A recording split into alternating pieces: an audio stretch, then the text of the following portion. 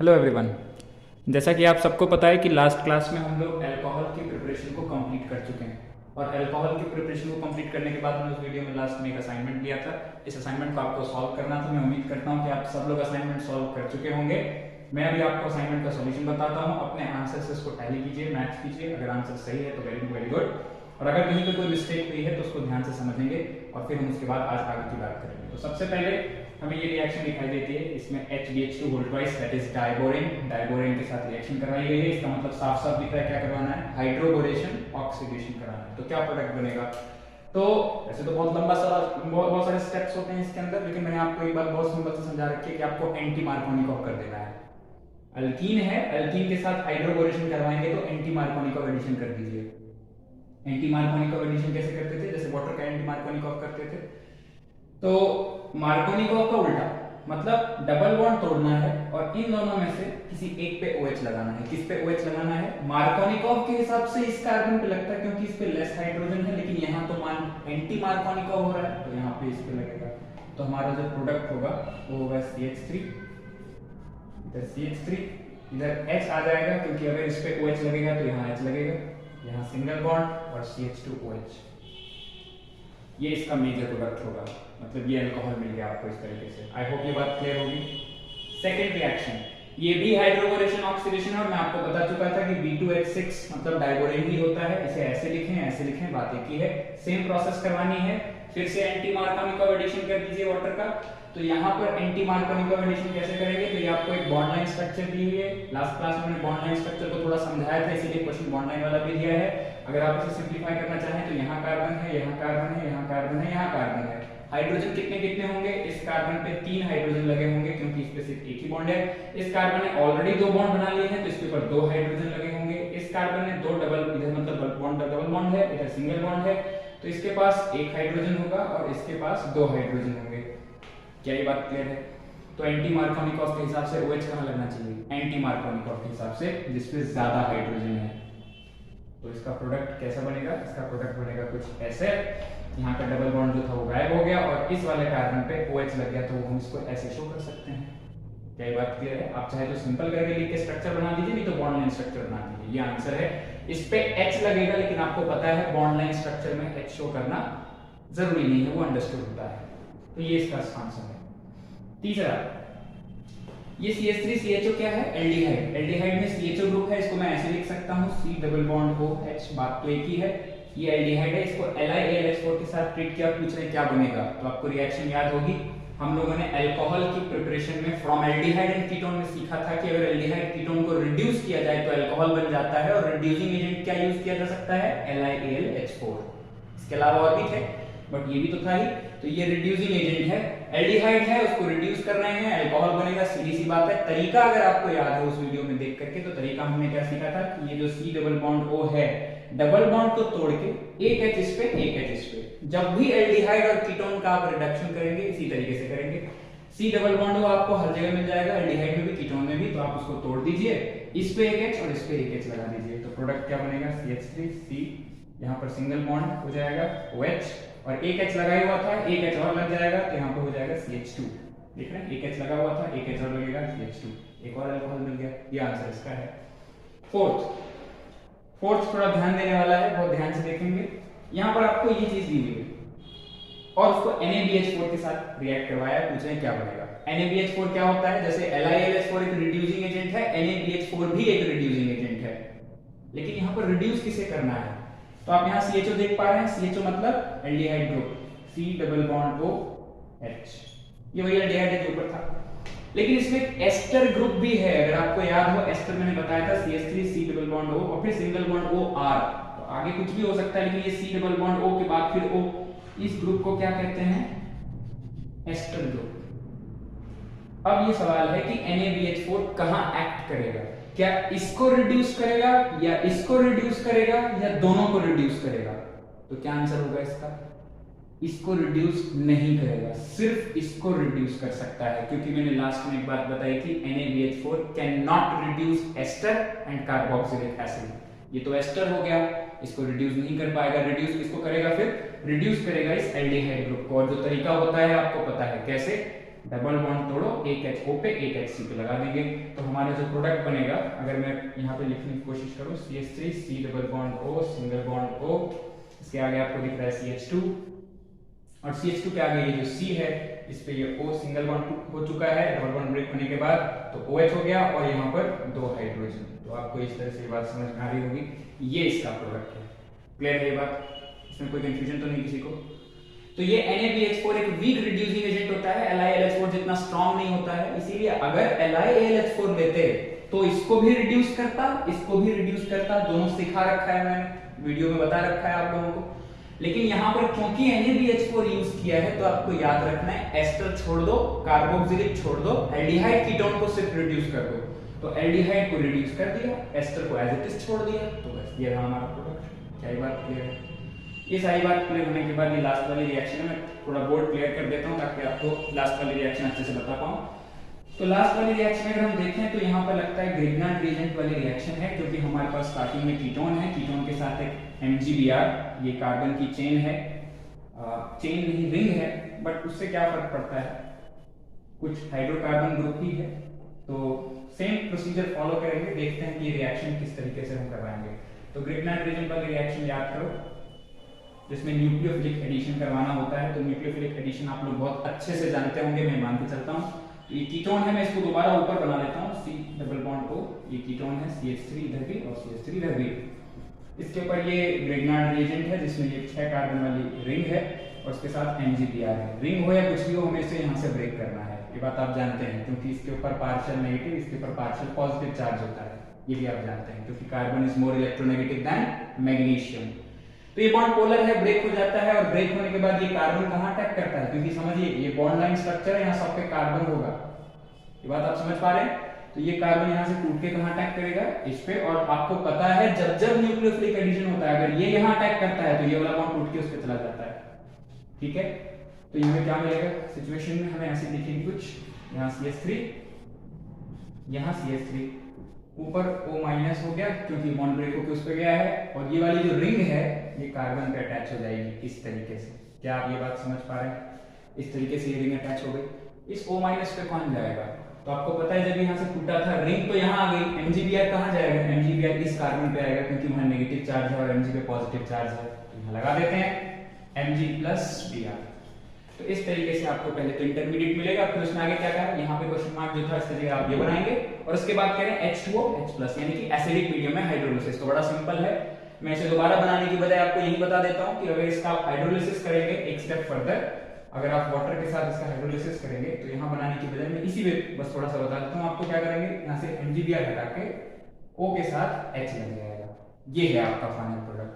By product में definitely आप जानते हैं, बाय प्रोडक्ट में आपको क्या मिलेगा, MgOH-Br। ये बाय प्रोडक्ट है, बट मेन जो हमारा असली प्रोडक्ट है वो ये है, ये आपको ध्यान रखना है। मुझे लगता है कि आपके असाइनमेंट से आपने अपने आंसर्स मैच कर लिए होंगे, जो आपने सॉल्यूशन किया था, जहां कोई गलती हुई थी शायद आपको समझ में आ गया होगा, अगर समझ में नहीं आया तो आप मुझसे पूछ सकते हैं। फिलहाल ये रहा हमारा असाइनमेंट। अब हम आगे बढ़ेंगे आज अपने वीडियो के असली कंटेंट के ऊपर। चलिए, तो अब क्योंकि हमने अल्कोहल की सारी प्रिपरेशन देख ली है, उसकी सारी रिएक्शंस देख ली हैं, मैं उम्मीद करता हूं कि अब तो हम लोगों ने याद भी कर ली होंगी, सीख भी लिया होगा अच्छे से।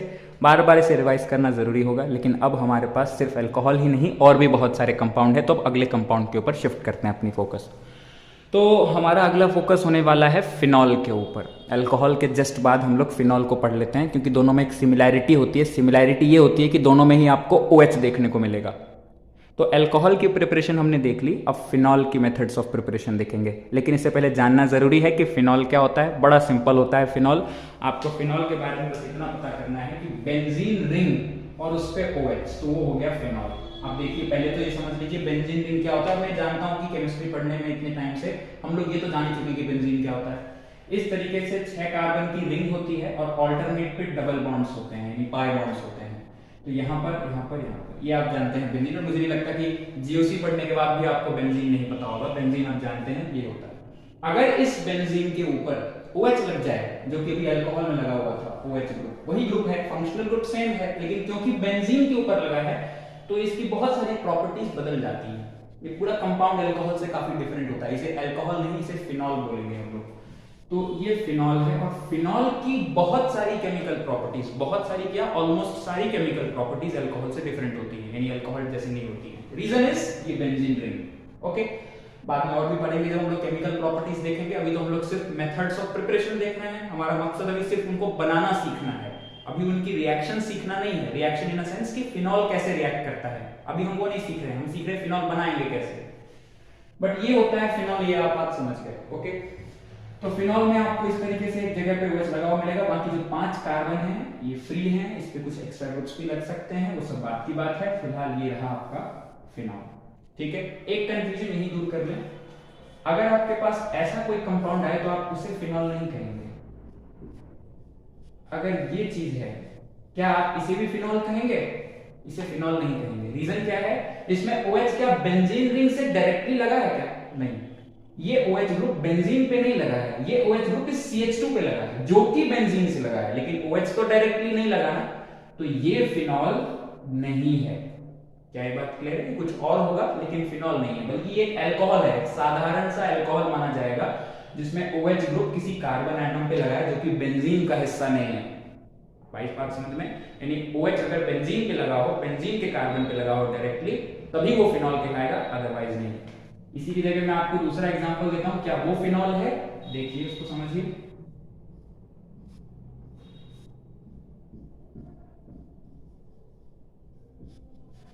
क्या इसे फिनॉल कहेंगे? तो जी हाँ, ये एक तरह का फिनॉल है, सब्स्टिट्यूटेड फिनॉल है, लेकिन फिनॉल है। रीजन क्या है इसको फिनॉल बोलने का? क्योंकि इसमें OH ग्रुप तो बेंजीन पे डायरेक्टली लगा है कि नहीं?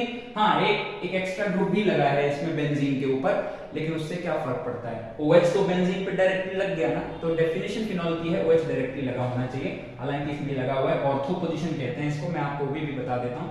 ये ऑर्थो पोजीशन होती है, ये मेटा पोजीशन होती है, ये पैरा पोजीशन होती है। या अगर आप इधर से देखना चाहें तो ये ऑर्थो पोजीशन होती है, ये मेटा पोजीशन होती है, ये पैरा पोजीशन होती है। हालांकि आप ये भी जानते हैं, जब हम लोग ortho directing, para directing, Meta directing वगैरह बातें करते हैं तो ये सब आपको पता है। तो ये ऑर्थो पोजीशन में मिथाइल लगा है, जैसे हम कह सकते हैं ऑर्थो मिथाइल फिनॉल। ठीक है, वो बात की बात हम बाद में देख लेंगे।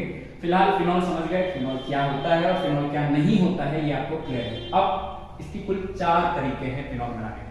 हमारे सिलेबस में 4 तरीके हैं फिनॉल बनाने के, 4 प्रॉपर्टी, 4 रिएक्शंस आपको लर्न करनी पड़ेगी, चारों मेथड्स की रिएक्शंस को। क्या क्या है, एक एक करके चालू करते हैं पढ़ना। चलिए देखिए, इससे पहले कि मैं कोई मेथड एक्सप्लेन करूं, सबसे पहले ऊपर वाली लाइन को ध्यान से पढ़ना है। Phenol is also known as carbolic acid. Carbolic acid phenol का एक और नाम है। ये याद रखना है, कार्बोक्सिलिक नहीं है, ये CARBOLIC कार्बोलिक एसिड है। आई थिंक ये बात आप अगर याद रखेंगे तो काम आएगी कभी न कभी। चलिए अब मेथड पे आते हैं। पहला मेथड, फ्रॉम बेंजीन। हम बेंजीन से फिनॉल बना सकते हैं। कैसे? आपके सामने रिएक्शन लिखी है, अब रिएक्शन देख के खुद समझ जाएंगे, बट मैं फिर भी आपको एक बार बता देता हूँ। बेंजीन है, बेंजीन आप जानते हैं क्या हुआ। बेंजीन को हम लोगों ने रिएक्ट कराना होगा ओलियम के साथ। ओलियम क्या है? H2S2O7। H2S2O7 क्या होता है? ओलियम उसको हम कहते हैं, या फिर उसे H2SO4 प्लस SO3 भी लिख सकते हैं। फ्यूमिंग सल्फ्यूरिक एसिड होता है ये, H2SO4 प्लस SO3। ओके, मतलब आपको फ्यूमिंग सल्फ्यूरिक एसिड या यूं कहें कि ओलियम के साथ आप इसे रिएक्ट कराना है, दोनों में से कुछ भी कर लीजिए, आपको ये मिलेगा बेंजीन सल्फोनिक एसिड, जो आपको लिखा हुआ दिख रहा है। बेंजीन के ऊपर SO3H ग्रुप होता है, SO3H ग्रुप ये लगा होगा बेंजीन के ऊपर। अगर मैं आपको इसका डिटेल स्ट्रक्चर बता दूं तो वो कुछ इस तरीके का होता है। ये this is benzene sulphonic acid.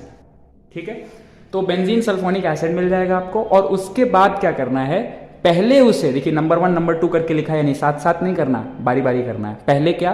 पहले NaOH के साथ हीट करना है। ठीक, इससे सोडियम फिनॉक्साइड बन जाता है, और फिर उसका एसिडिफिकेशन कर देना है, तो आपको ये फाइनली जो फिनॉल मिलेगा वो मिलेगा। मतलब आपको ये याद रखना है कि सल्फोनिक एसिड बन गया, सल्फोनिक एसिड को हीट करना है NaOH के साथ, जो मिलेगा उसको उसमें फिर एसिडिफिकेशन करना है, मतलब एसिड डाल देना है। H+ का मतलब आप जानते हैं ना, H+ जहां भी लिखा हो इसका मतलब एसिड, तो एसिडिफिकेशन करना है, उसमें एसिड डाल देना है, तो आपको मिल जाएगा फाइनली फिनॉल। तो आप क्या कहेंगे? ओलियम से सल्फोनिक एसिड, और सल्फोनिक एसिड को पहले हीट करेंगे, फिर एसिडिफिकेशन करेंगे। हीट किसके साथ करेंगे? NaOH के साथ, फिर एसिडिफिकेशन करेंगे, तो आपको मिलेगा फिनॉल। ये मेथड है। क्लियर है? ये मेथड बड़ा स्ट्रेट फॉरवर्ड मेथड है, तो जब भी बेंजीन से फिनॉल बनाना हो आप ऐसे बना सकते हैं। चलिए अब सेकेंड मेथड देखते हैं, जल्दी जल्दी इसके 4 मेथड हम खत्म कर सकते हैं। तो दूसरा मेथड है फ्रॉम क्लोरोबेंजीन। क्लोरोबेंजीन क्या होता है, आपके बोर्ड पे लिखा हुआ है वहाँ पे क्लोरोबेंजीन, बेंजीन के ऊपर क्लोरीन लग गया तो क्लोरोबेंजीन, बड़ा सिंपली समझ सकते हैं।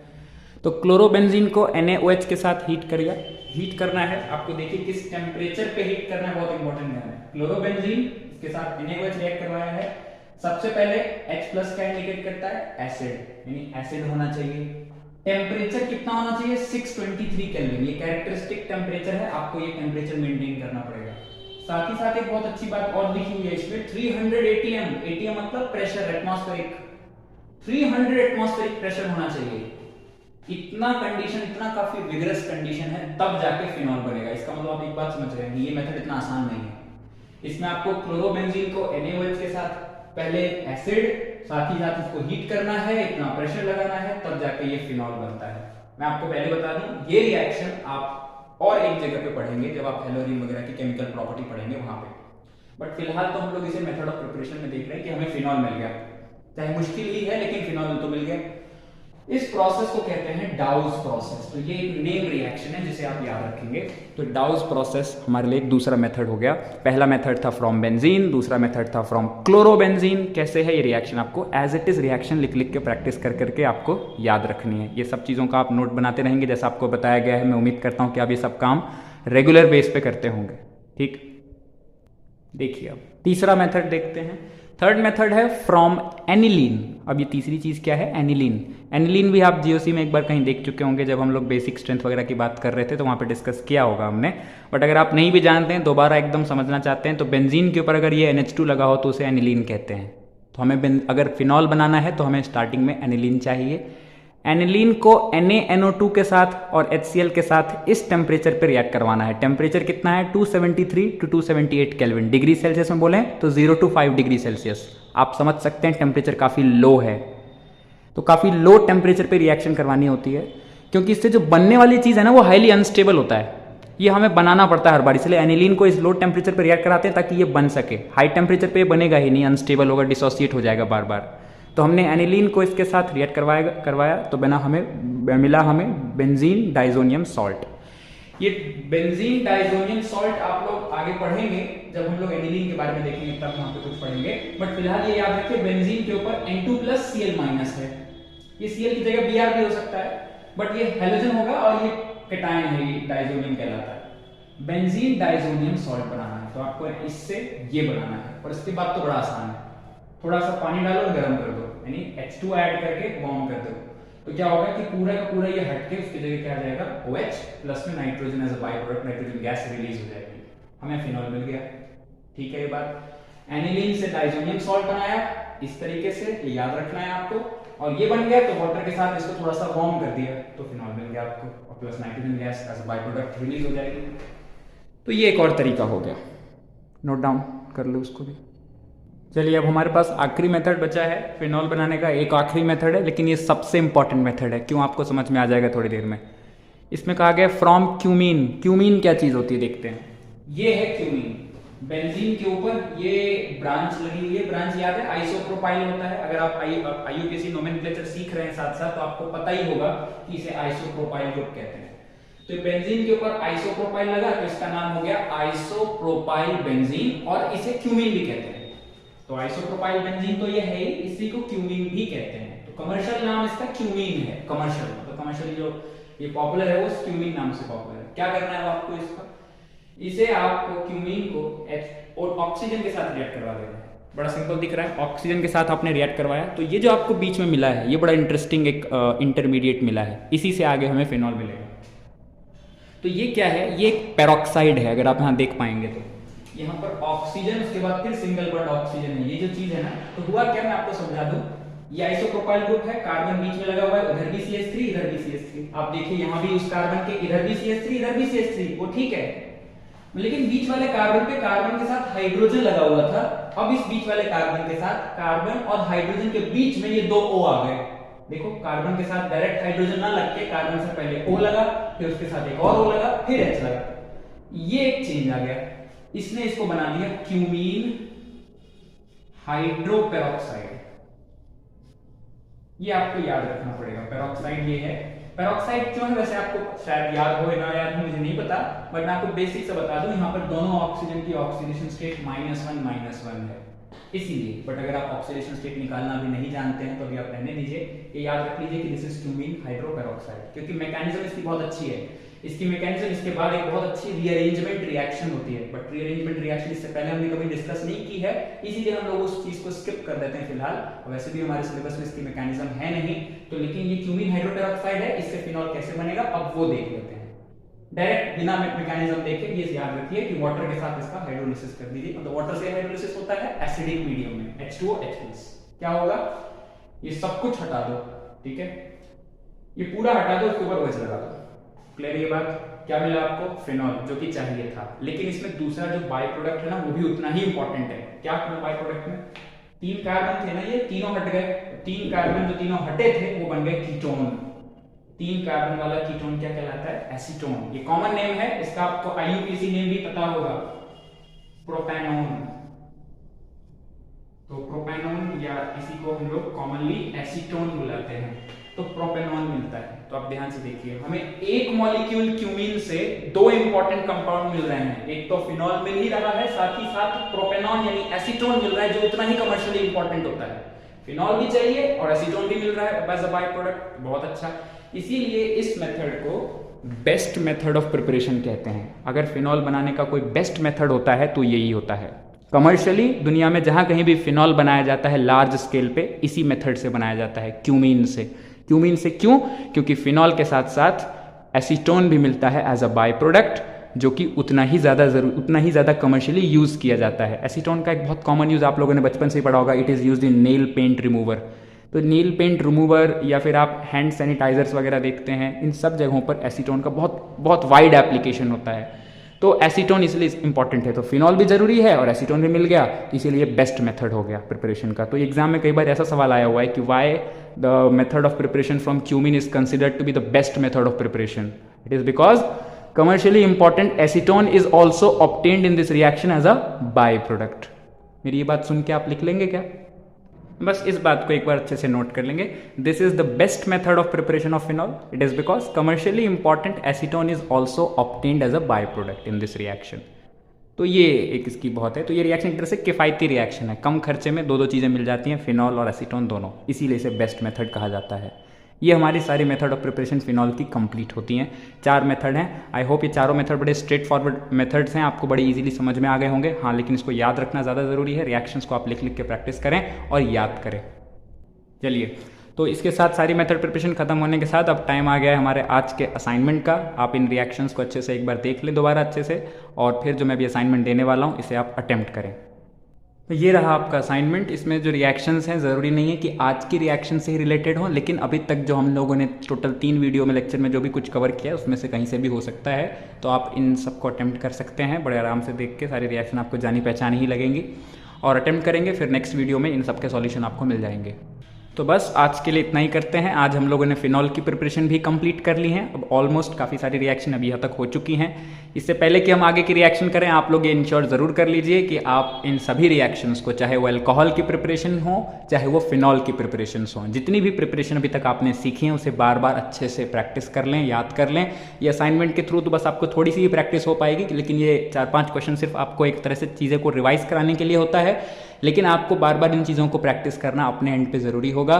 फिर टेस्ट के थ्रू और अच्छे से हम लोग इसको कंसोलिडेट कर सकते हैं। तो मैं उम्मीद करता हूं कि आप लोग बहुत अच्छे से इन चीज़ों को फॉलो कर रहे हैं, और अगर ऐसा करते रहेंगे तो आपका बहुत अच्छा बेनिफिट होगा इसमें। Thank you for today. बाकी मिलते हैं नेक्स्ट वीडियो में।